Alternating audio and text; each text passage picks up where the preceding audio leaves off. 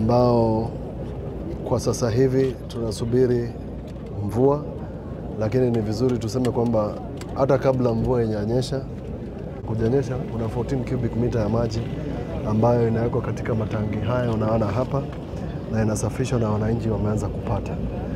Imetupatia sasa motisha kama serikali, tukiendelea kutafuta wafadhili na wale tunawashikadau kama National Drought Management Authority na wale ambao walitusaidia.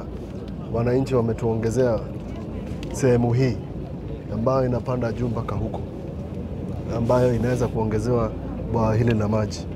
Upande yule mwingine ambao mnaona, hiyo ni mawe ambayo wakati tulianza project hii haikuwa imetarajiwa na haikuwa imejulikana kama kuna mawe kubwa kama hiyo. Tutafanya some research tujue kama hiyo mawe inaweza bomolewa upande huu na tuongeze upande huu mwingine. Alafu tuongeze kiosk ambazo watu wanapata maji. Tumewauliza wananchi ambao ni wa eneo hili waongezee katika ile inaitwa public participation kiosk, kwa sababu the most primary duty of this project is complete. Kitu ambacho kimebakia ni distribution peke yake, na expansion hiyo ni kuongezea tu maji, na ni kitu ambacho hakijaonekana upande huu, and we are happy kwamba wale ambao tulishikana tufanye hii kazi imefua dafu. This is a very unique dam. Ni vizuri niwaambie, it has 3 river streams. Wakati tumefanya research, it has 3 tributaries leading to this dam, na ndio kwa sababu unaona kuna chemchemi na kuna maji mengi hapa chini.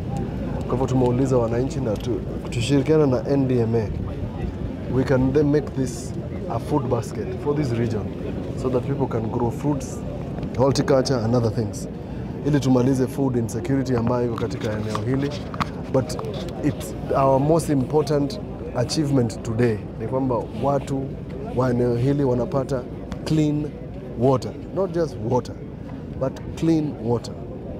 Wale watoto ambao wako hapa na wale wana consume hii maji, tuko na uhakika kwamba we have fulfilled our sustainable development goals in this area by making sure we have not only given them water but clean water for consumption. So as resources allow, we are going to make this, in collaboration with NDMA, a signature dam in Masongaleni, but also for this region, and dryland farming, watu wajue kwamba people can still grow a lot of things from this region. Asanteni.